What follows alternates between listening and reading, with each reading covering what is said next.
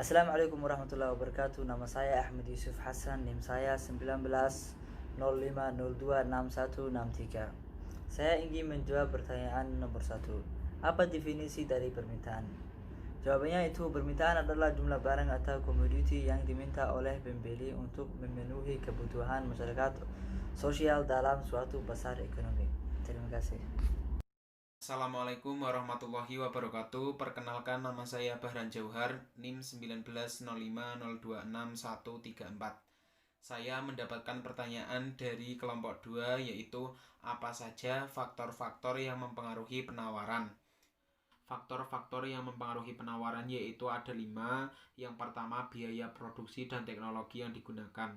Ketika biaya produksi suatu barang meningkat, perusahaan akan mengurangi jumlah produksinya menjadi lebih sedikit dan menjualnya dengan harga yang lebih mahal.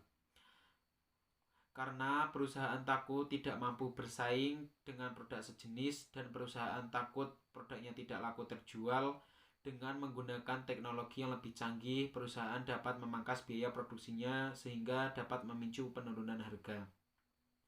Yang kedua yaitu tujuan perusahaan. Perusahaan yang bertujuan ingin mencari keuntungan yang sebesar-besarnya akan menjual produknya dengan margin keuntungan yang lebih besar sehingga harga jual produknya juga akan lebih tinggi. Perusahaan yang bertujuan agar produknya tetap laris dan ingin menguasai pasar, maka perusahaan akan menetapkan harga jualnya yaitu tetap rendah atau tidak mengambil margin keuntungan yang lebih tinggi karena untuk menarik konsumen. Yang ketiga yaitu pajak.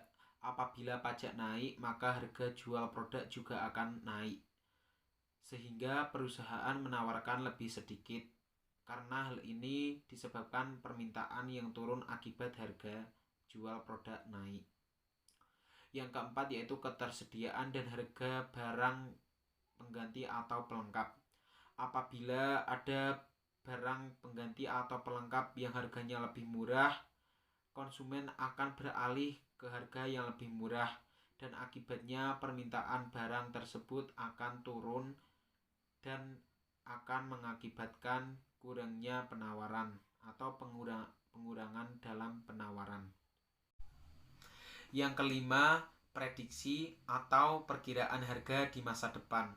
Ketika harga suatu barang naik di masa depan, perusahaan akan mempersiapkan diri dengan memperbanyak output produk dengan harapan agar tetap mampu menawarkan atau menjual lebih banyak ketika harga naik yang disebabkan oleh berbagai faktor.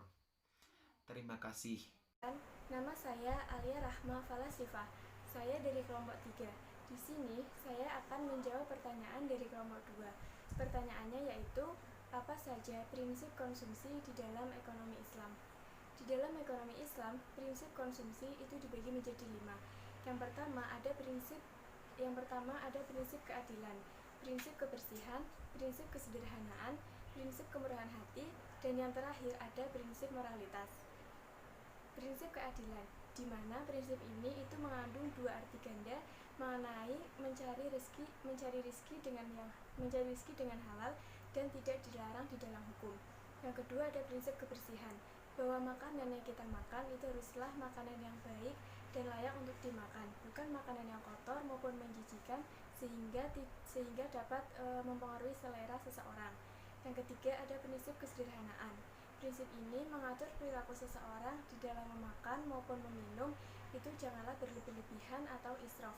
Dan yang keempat ada prinsip kemurahan hati.